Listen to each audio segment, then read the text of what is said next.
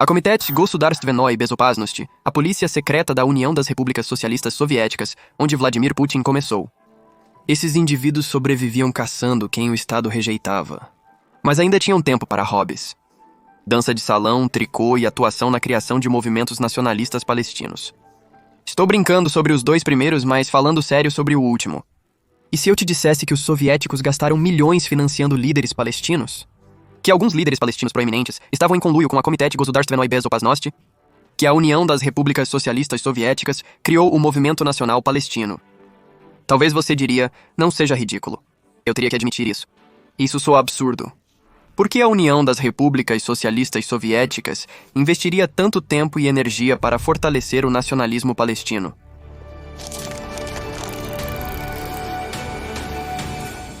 Apesar de não existir mais, a antiga União Soviética definitivamente deixou sua marca na política moderna. Quando duas superpotências globais disputam poder, todos sofrem as consequências. E Israel e os palestinos não foram exceção. Durante a Guerra Fria, o Oriente Médio se tornou um campo de batalha por procuração na luta entre os Estados Unidos da América e a União das Repúblicas Soviéticas. E a luta ficou muito feia, muito rápido. Após a Segunda Guerra Mundial, as duas superpotências lutaram para ser o top, esperando atrair outros países para sua órbita. A União das Repúblicas Socialistas Soviéticas tinha grandes esperanças para o Estado moderno de Israel. O Brasil foi o primeiro país a reconhecer formal e legalmente Israel após sua fundação em 1948. Permitiu até que a Tchecoslováquia, um de seus representantes, vendesse armas para Israel se defender contra as nações árabes. Stalin não era particularmente um grande fã dos judeus, mas ele gostava que Israel foi fundado por socialistas, e a admiração era mútua. Em uma reunião do Knesset, um político israelense chegou a chamar a União Soviética de nossa segunda pátria. Mas a lua de mel não durou. Lembra quando eu disse que os soviéticos e americanos disputavam constantemente por influência? Eles tinham interesse além do Oriente Médio.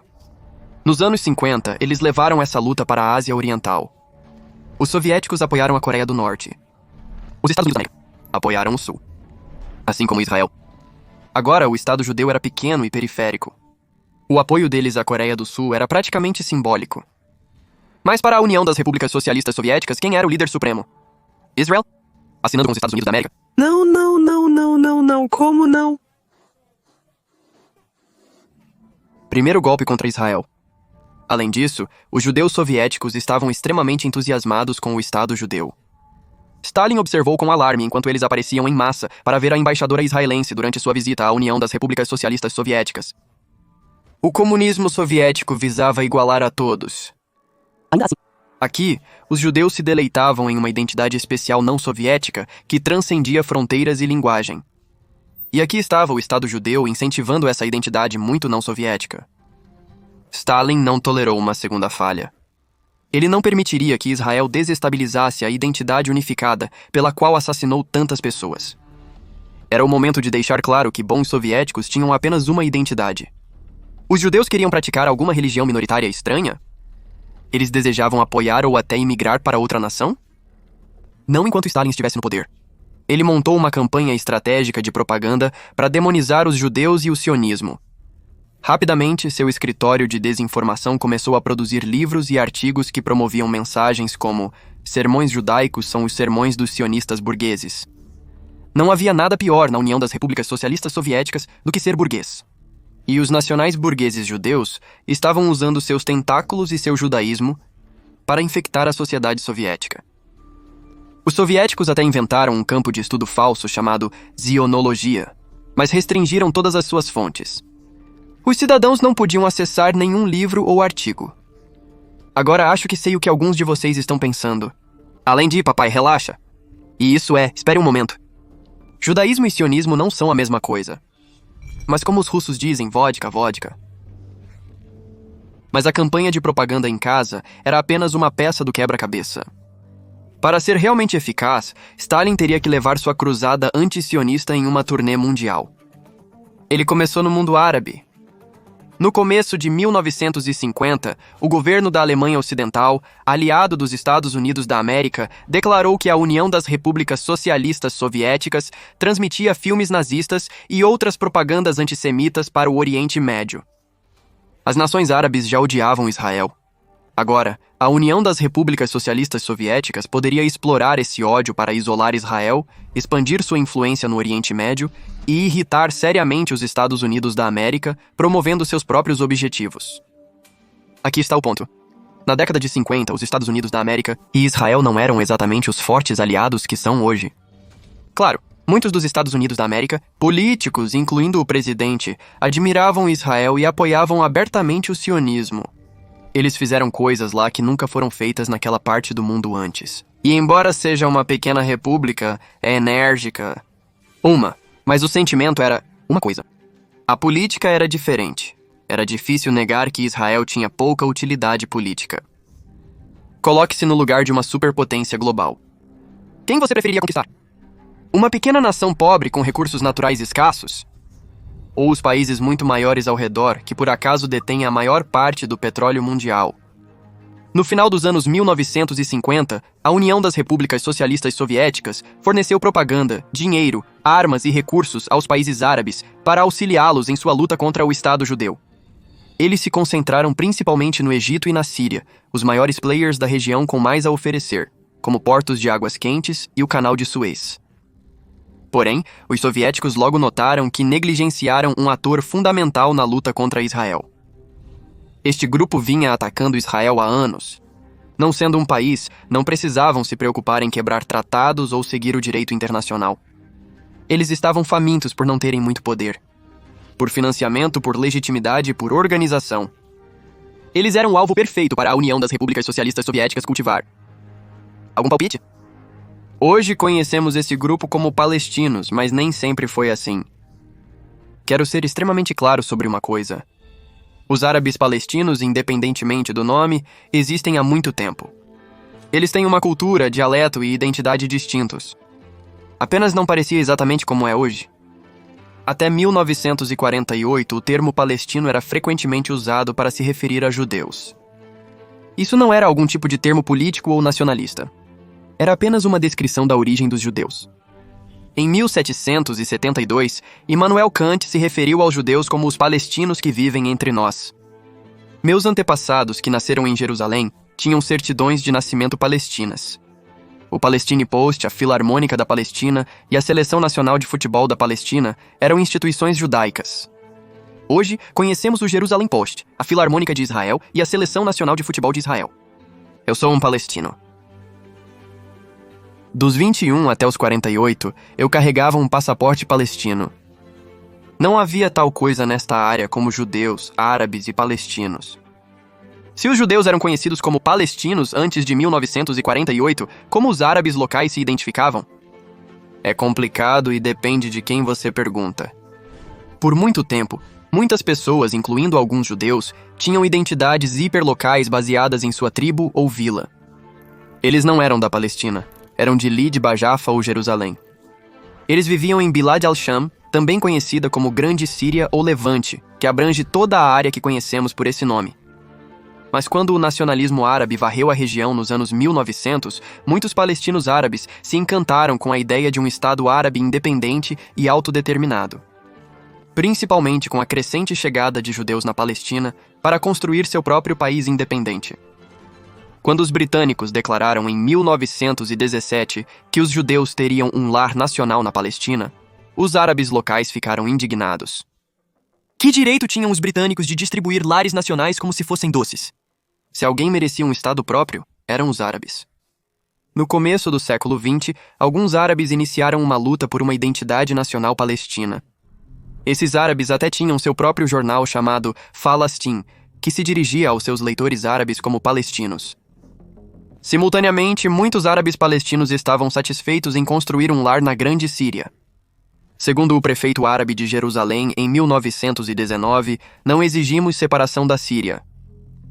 Em todos os documentos oficiais britânicos, a região tinha dois nomes, Palestina e Eretz Israel. Porém, em 1926, o Comitê Executivo Árabe, representando os árabes palestinos, registrou uma queixa. Eles queriam adicionar outro nome que representasse melhor suas aspirações nacionalistas, Síria do Sul. Até os anos 60, essas antigas ambições já haviam sumido. A região do Oriente Médio já não era mais a mesma dos anos 20 e 30. O Oriente Médio foi dividido em estados independentes e autodeterminados. Síria, Líbano, Jordânia e, claro, o estado pária, Israel, estabelecido em terras que os árabes palestinos consideravam suas. O sonho de um estado pan-árabe chamado Grande Síria mudou. Agora o objetivo era substituir o Estado judeu de Israel pelo Estado árabe da Palestina. Os israelenses, sem surpresa, não eram entusiastas dessa perspectiva. A União das Repúblicas Socialistas Soviéticas adorou isso. Esta era a chance ideal para gerar uma cisão entre Israel e o Ocidente. Os soviéticos enviaram centenas de agentes da Komitet Gosudarstvenoi Bezopasnosti para o mundo árabe, buscando líderes carismáticos que pudessem avançar sua agenda no Oriente Médio. Eles encontraram seu líder em Yasser Arafat, um engenheiro que combatia Israel desde jovem. Nos anos 60, ele integrava um grupo armado radical que atacava Israel. Mas nada legitima mais sua causa do que ter uma superpotência como aliada. Moscou cuidou de tudo. Segundo um alto oficial de inteligência comunista que depois desertou para o Ocidente, os soviéticos auxiliaram os ativistas árabes na criação da Organização para a Libertação da Palestina, inclusive esboçando sua carta. Uma carta que, a propósito, defendia a destruição de Israel através da luta armada.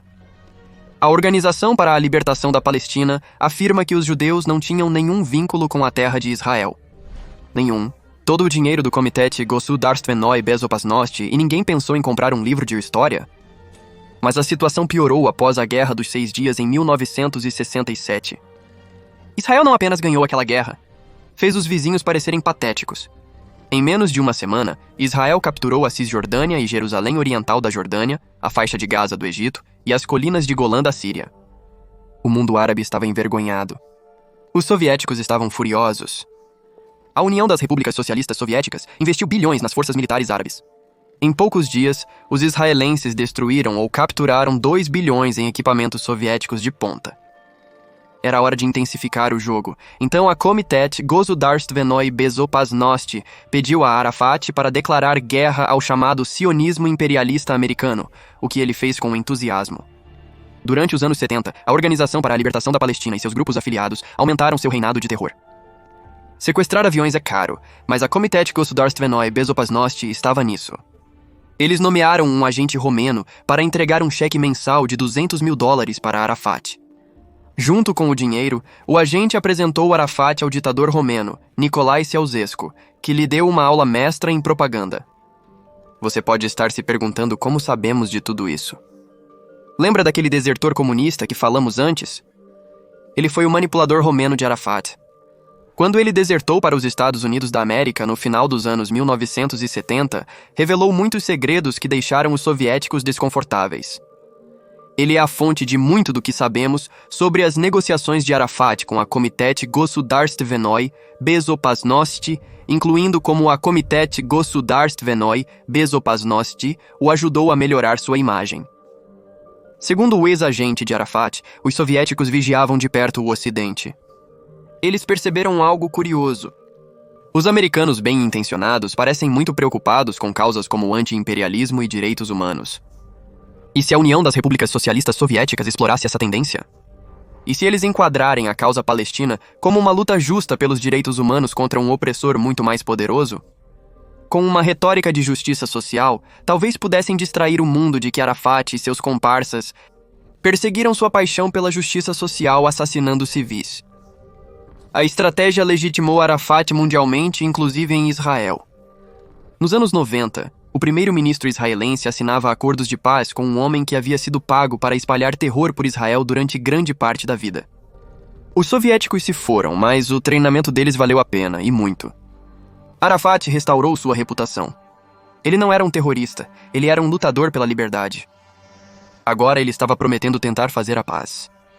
Prometendo sendo a palavra-chave, já que ele nunca conseguiu parar completamente as bombas suicidas ou os esfaqueamentos que devastaram Israel nos anos 90.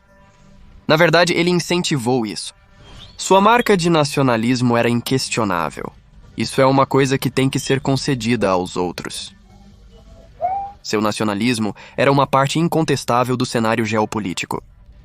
Ninguém lembrava de uma época antes dos palestinos reivindicarem seu próprio Estado baseado nos direitos humanos, liberdade da ocupação e justiça social. Concordo com esses conceitos. É uma pena que a União das Repúblicas Socialistas Soviéticas e a liderança palestina não concordavam. Eles exploraram os palestinos para interesse próprio.